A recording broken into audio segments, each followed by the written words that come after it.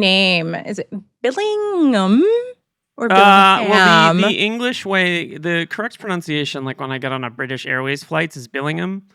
But like Billingham is how Americans say it. That's how I say it, Billingham. I don't say Billingham. I'm not English. I mean, I am, but I'm much more Billingham. Identify much more with the Irish side of the heritage than the English side. So interesting. This is a good start. Let's just keep going. Are we recording? Oh, yeah. Oh, yes. I've been recording for like 39 seconds. Get with it, Dobson. How do you say it? Dobson? Dobson? Dobson? Dobson? I actually hate my name. My name is Leslie Ann Victoria Dobson and maybe Cook, but like during COVID, I didn't finish the name processing, so my kids all have different names too. And so I don't know if it's Leslie or Leslie. My sister shares a first and middle name with you. Really? Isn't that wild? Well, we're kindred spirits. No, you're not. Okay, Liam Billingham. Liam Billingham. Stop. Yes. Hi, everyone. Okay, let's just be really honest here. We had a cancellation in the episode, and I have a million questions from followers, and I find Liam who is my producer, to be very, very depressed and dark. No, I'm just kidding. Happy and wonderful and really, really good. Well, I'm good at my job, but I'm not going to pretend that I'm like Mr. Positivity around the state of the New world. York. Let's say that. I'm from Boston, but I consider myself a New Yorker by attitude and duration of time living in one place as an adult. Yeah. So a New Yorker. Can I drink water on the air? I guess so. I mean, get really your thirsty. backdrop is, everything looks so great. Well, listen. I'm really glad that most of the show is audio. All right, can we just get on with the program? Okay, Sir Liam, you know that I get asked really asinine things all of the time. I mean, some of these media. questions are, no offense to your listeners, but some of these questions are wildly asinine. No offense. But there are some good ones, too. You got some good ones. Yeah. I mean, I think it's good to clarify that I'm not a pathologist, that I don't go out to crime scenes. I don't pull apart dead bodies or anything like that. That I'm a psychologist who specializes in the interplay of mental illness, crime, and the legal system. Explain that to me, an idiot. I got a lot of schooling. I went to school a lot. And I'm hoping my student loans get paid off, and if they don't, I might get violent. But they're not going to get paid off. I don't know if you've been reading the news lately, but it's $500,000 with interest. Granted, I bought a lot of sweatshirts on the school campus with my using loans. your student loans. Yeah. Okay. Well, pro tip: never buy the like stuff on campus. You buy it at the like crappy bookstore down the street. That's what you do. Yeah. Well, the campus had a hair salon. It was Colorado State. It was so awesome. Okay, so I got a doctorate. And so this is my best tip for people if you want to do something like what I'm doing. You get a general doctorate in clinical psychology, and then you get all of your experiences in forensic work. So with people with severe mental illness or people in the criminal justice system. So probation, parole, they're in jail or they're in prison or they're in state hospitals. So that way you have you're like this unstoppable psychological mind. You know all the clinical stuff, and then you know how to deal with all the predators. So here's the key. When you get burned out and you fucking hate your career, you can bounce all over the place like I have.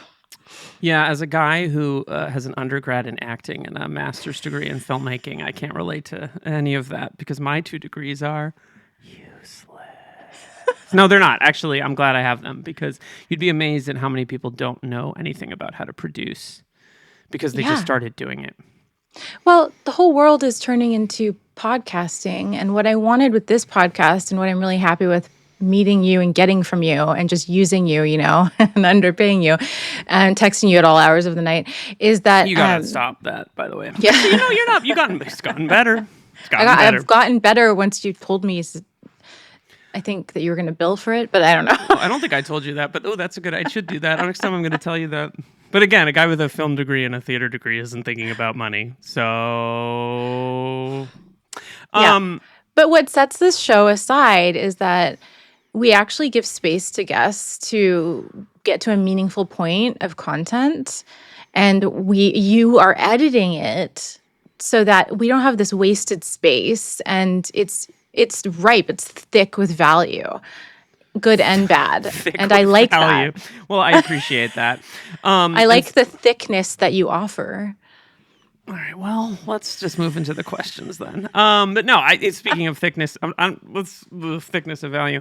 So I have 6 questions. They're all good questions, and I'm going to ask them of you because these came from our listeners, watchers, viewers, whatever you want to call people engaged with the show. And if people like this, maybe we'll do more of them around specific topics. Yes. Yeah, certainly. Yeah, Let's if have you can vet them, because some of them are just straight up dick pics, and I don't want to deal with it. Well, that's the internet for you. How do you? I've never gotten like a vagina pic. Well, that doesn't surprise me because men are trash. Except for me, I'm the only good one. Number 1, you're married, Leslie. Let me get my acting degree going. Leslie, you're married to a psychologist. How do you argue, and what was the last argument that you had? Let's start with the last argument that you had. What was that? Okay, I'll be totally honest. The last argument we had was I impulsively bought a chair for my office. I didn't like it. I moved it into my husband's man cave. He has a man cave and I have a woman's cove, and we watch TV in our separate areas of the home once the kids go to bed. And he told me marriage that in your 40s is just with children, right? This is the same thing. I'm watching Yes. a movie with headphones on, like these literal headphones, and my wife is on her phone. It's very romantic. It's so romantic. We carve out like 1 hour a week to talk to each other. Well, that's about normal, I think, at this stage, you know? It is. The young kids are completely overwhelming, that I don't have the capacity to be the best wife. But I told him that I would bookmark being super good wifiness later. Sure, yeah, you gave him an IOU for wifiness. Yeah. Got it. Don't cheat on me and don't leave me. I'll be right back. Fantastic. So Love the it. last argument was him saying, I don't like your chair. And I said, I like the chair. And he said, that's where I stand and look at the fish aquarium and my baseball card collection.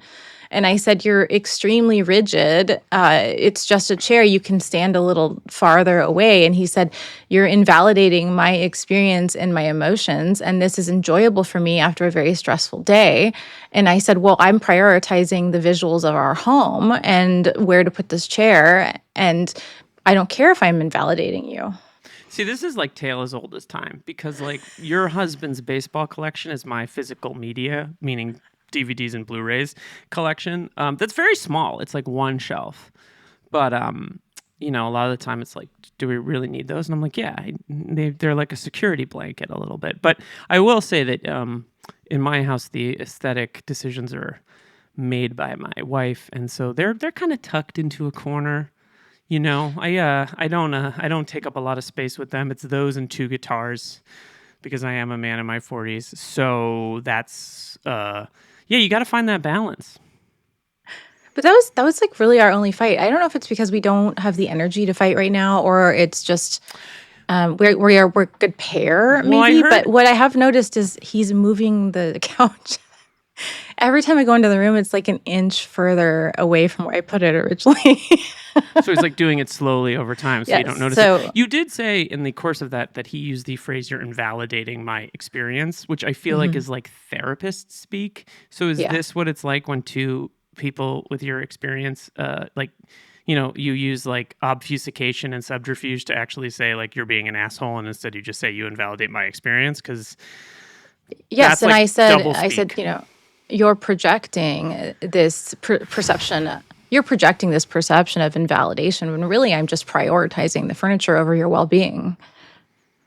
Oh, so you're prioritizing the furniture over your okay, so that I think might be a problem. I'm not a therapist. Yeah.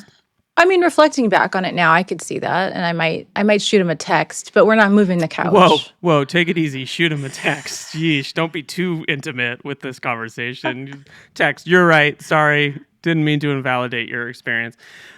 Actually, in fact, that one night a week where we actually speak to each other, I'll sit in the chair and then I'll say like, we'll talk more if I can sit in the chair. How many baseball cards does he have? Hundreds of thousands. And they just like, are they organized in like binders?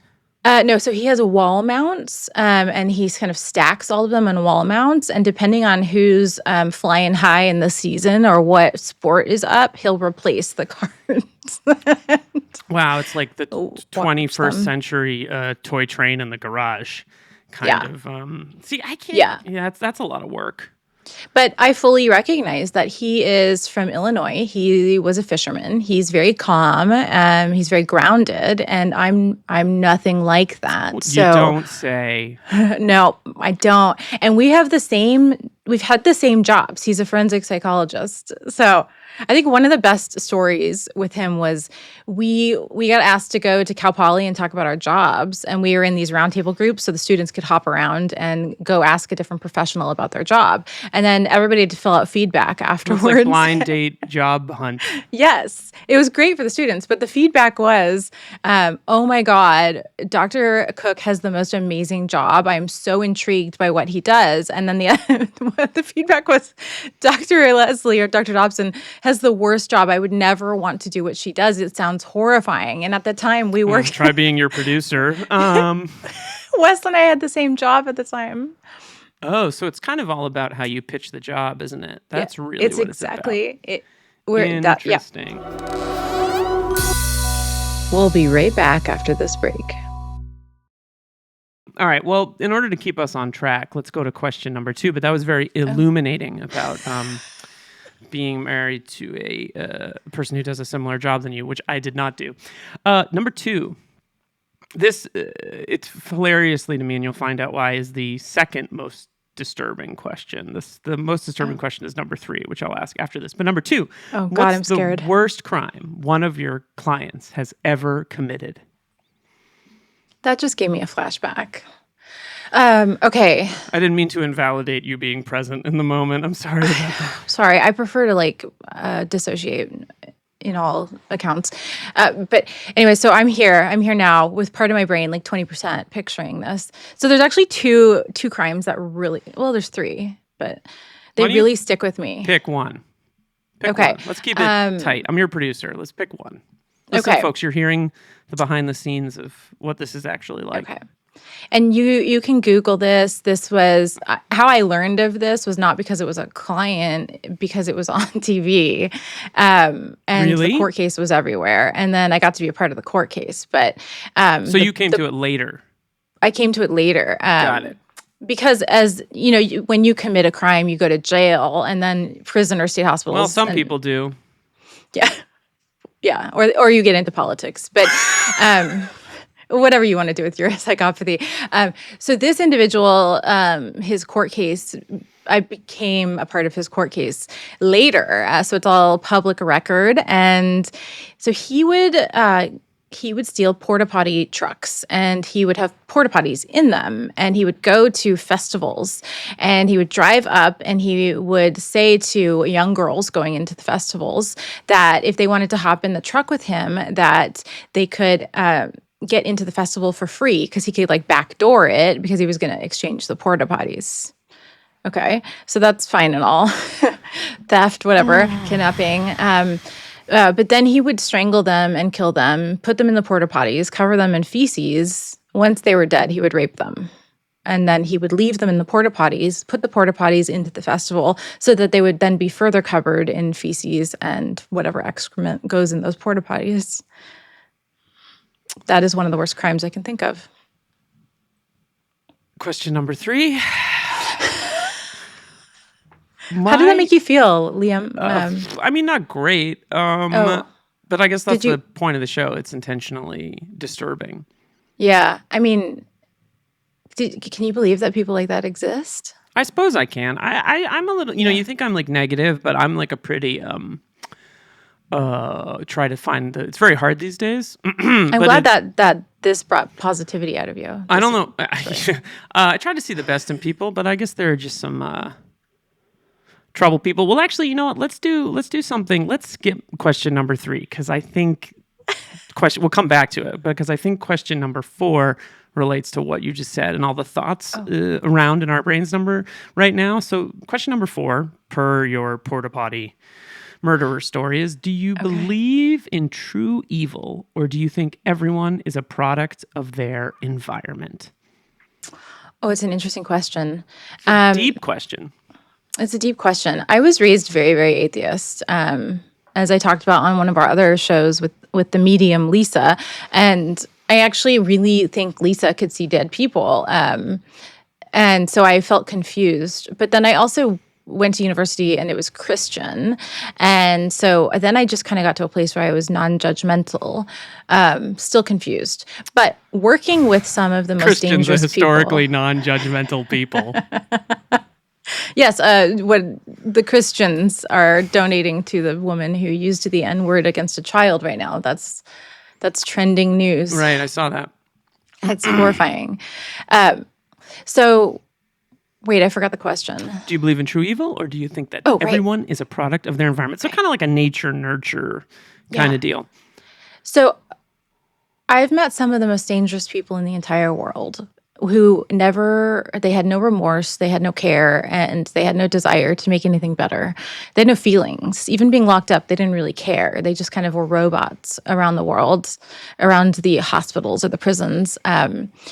And so what I would do is I would do these violence risk assessments. So I'd do all this testing with them. So a lot of it was talking back and forth with them, having to be in the room with them, get stuff out of them, try to figure out if they're lying. We would do objective testing, but I would do chart reviews. And chart reviews included collateral information, pictures of their crimes, everything about them, and education, right? Behavioral issues. And what I found in a lot of the most severe cases was that they were doing horrible things at age 4 or 5.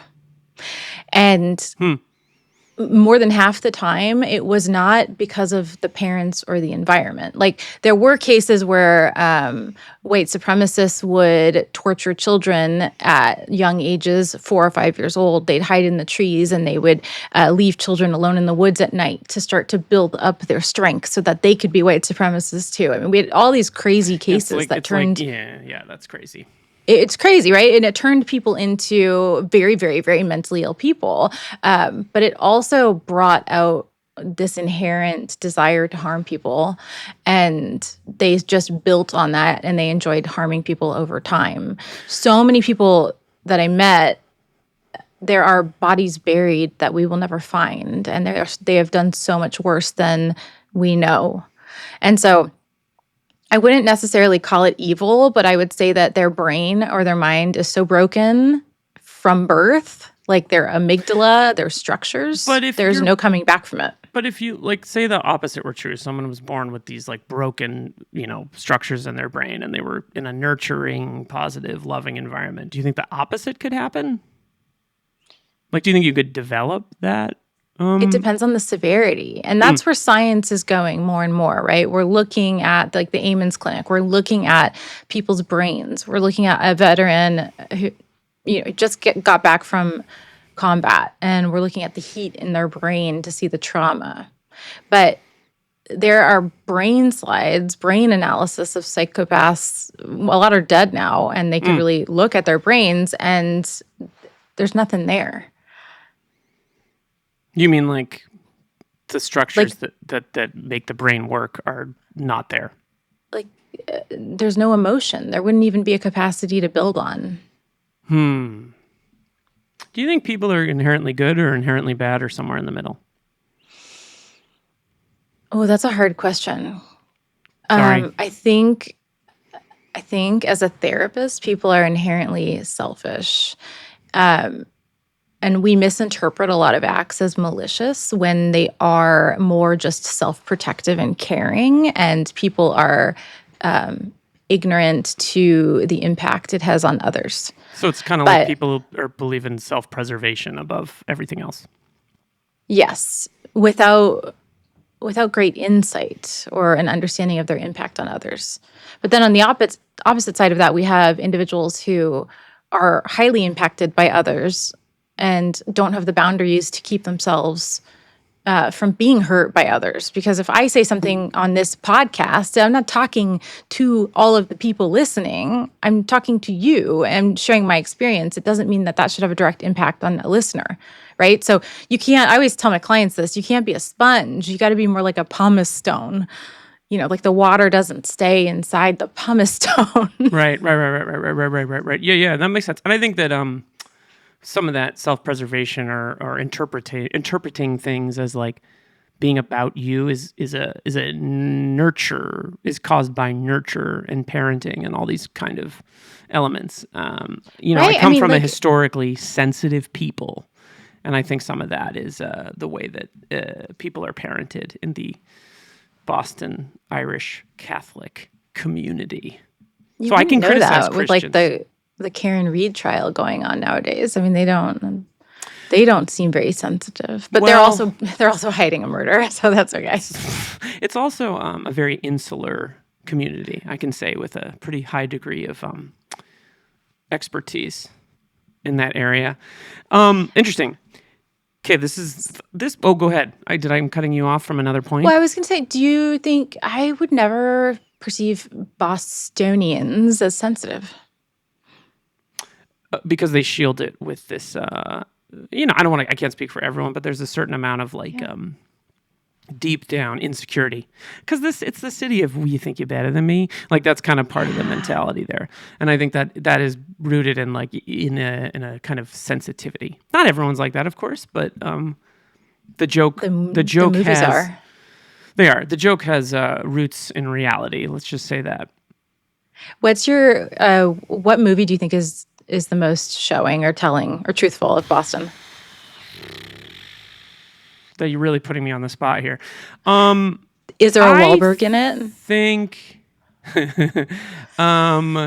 I hope not. I think probably. I mean, it's kind of cliche to say, but I think there's. Okay, I'll highlight actually who I think is a great Boston actor, and therefore highlight two of his movies. Who is Matt Damon? And it's Matt Damon in The Departed when he plays the notably cocky, cocksure, double agent mobster police officer who also is infertile. And that's a huge part of his personality, is that he can't get it up.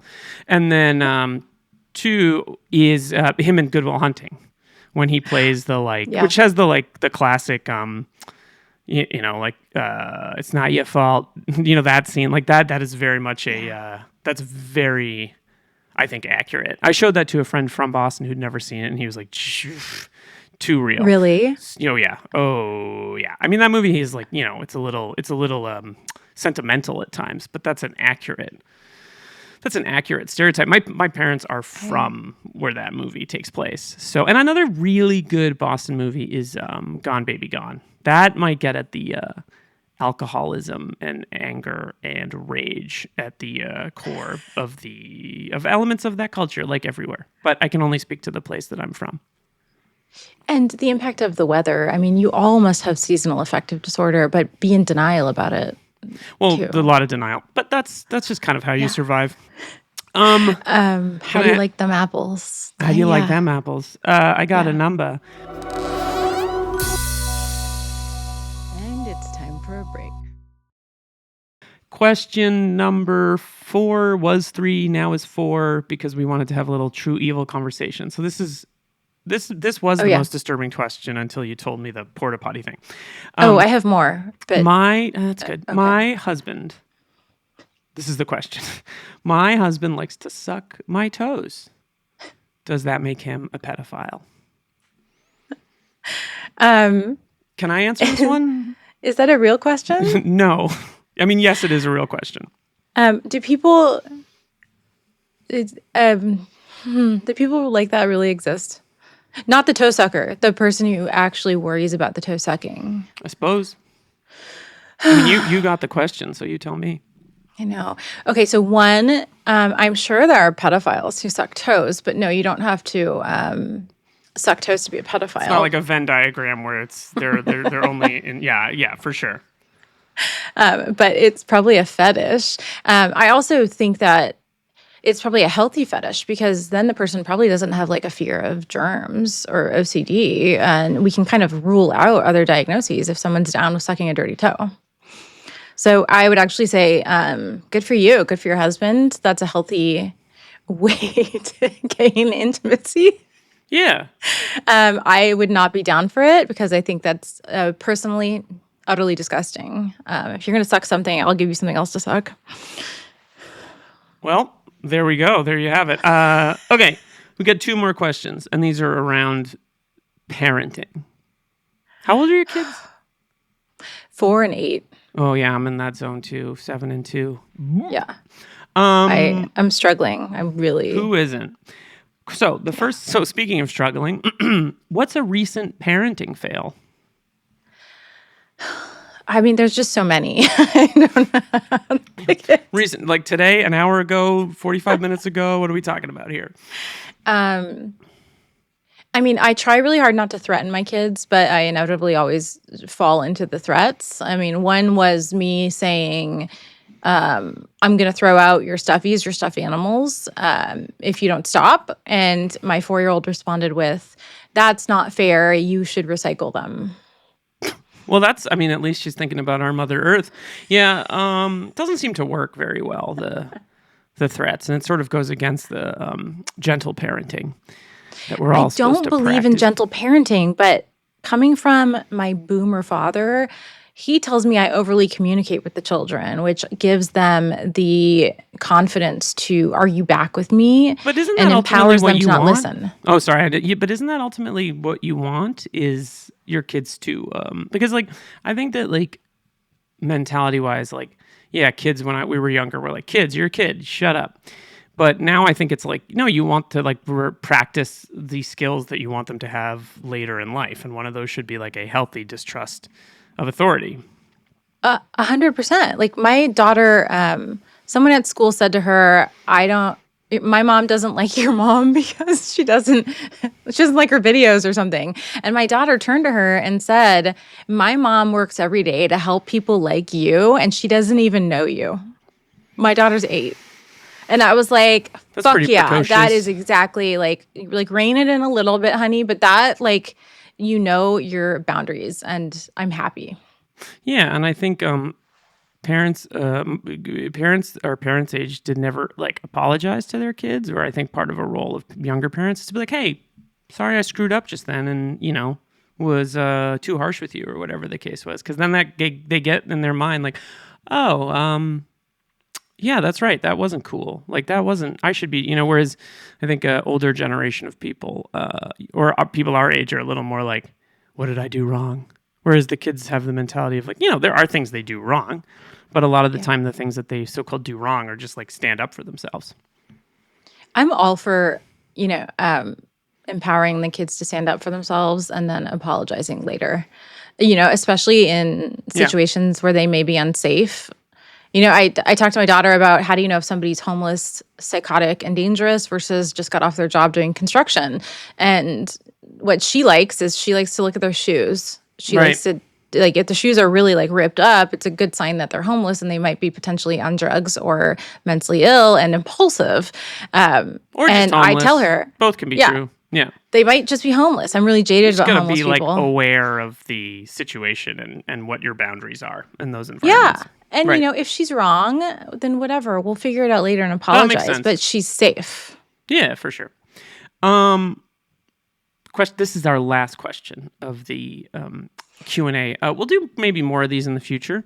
But for now, here it is. 6. You spend your whole day consumed by murder and pedophiles and other disturbing material. How do you switch that off when you go home at the end of the day? I mean, I spend a lot of my day doing my makeup and online shopping. So let's not forget about that. So like disassociating? Yeah, pretty much. Yeah. That makes sense. I'm on the real like pretty much every day. What is that? That's it. It's consignment shopping online. Oh, I get it. Okay. Yeah. Yeah. It's hard. So the reason I quit working inside the institutions was because it became too hard to take my armor off and be vulnerable with my kids. And as I started to notice that the fatigue was coming from switching roles, I quit and I got into a job that at least we're talking about rape and pedophilia and murder, necrophilia, decapitation, all that stuff. We're talking about it on the outside. Sick. So I'm not like locked inside with them anymore. Right. So that was like the first kind of healthy step, I think. But I do have to kind of pull into the driveway and take a deep breath and say, okay, it's mom time. And the more I do it, the easier it gets. But as my daughter gets older, I can talk to her more about what I actually do, at her level. And I'm like I don't have to have so much of an armor. I don't have to, fake it as much. She knows that work is stressful, and she's starting to kind of understand what a doctor is and what like a fake doctor is, like a psychologist. That's what everyone calls You're saying you're a fake. I don't think that's true. But I think it's more that there are different types of doctors, right? She's starting to understand that. And like a 8, chiropractor's a doctor, a lawyer. Oh, right. Yeah. If I got a PhD, I'd be a doctor. I'm not going to get a PhD because, as previously noted, I have 2 other useless degrees. But I definitely think you could be Dr. Liam. If the world weren't collapsing, maybe. You could get an honorary doctorate. Don't all the celebrities get like the fake ones? What would I get an who'd give me an honorary doctorate? When we win, what awards do you win for podcasts? A Grammy? Well, they announced today that the Golden Globes are going to start having best podcast in 2026. So, are you serious? Yeah, I am. Oh, we're really sinking into a shithole, aren't we? It's a little absurd. Did that make you stay up at night and cry? No, because it's all. I mean, it's all the same thing. It's just a new thing, right? So no, not really. But to come back to it, I think you got to kind of it's hard to be like I'll be like rushing out the door, having made dinner to pick up my kids, and I have to be like, okay, now I have to answer the questions of a 7-year-old who doesn't have any awareness of tone or everyone else's mood because they're all id, right? Or are they all ego? Which one would that be? Well, the id is the impulsivity. I think the ego is probably just giving them a little too much. They don't have that much ego. Right. So it's like, it's just and then the super ego is like you, right? And so they're going to integrate you as their super ego over time as their authority figure because they don't have anything in them yet. Yeah. Well, I did a master's in Freudian psychoanalysis and dream interpretation. I think my hot take is that we need to bring back more Freudian analysis because I feel like people, it's much more interesting than the standard. I mean, or my old therapist was a Jungian, and I always thought that was really interesting too. Well, he fucking hated Freud. Yeah, there's a great movie about it, A Dangerous Method. So but I don't want to inject cocaine in my eyeball or use cocaine in any way. But Freud was really, he was really good with it, and he came up with some really cool ideas. He's an important guy, yeah, sure. Well, that's all I have. Is there anything else you'd like to say? Should we wrap it up? What is anything else we could say in line with what we've been talking about? That was that's really good podcasting, that 10-second pause and then nothing. No, I think that's it. We'll do maybe more of these around maybe there'll be an episode more about your kid, your parenting, maybe one about, whatever. We can just do different themes. Parenting, celebrity maybe is one that we'll do. Marriage. Maybe one where people can ask you kind of more highfalutin questions about therapy and psychology and all these elements. Yeah. And your experience as a forensic pathologist. Just kidding. I'm such a good pathologist. We should do a live Q&A where people can ask directly, is it okay if my husband sucks my toes or my fingers? Or I hope we get that question every time. I had a client once who really, really enjoyed putting his penis in wrapping paper.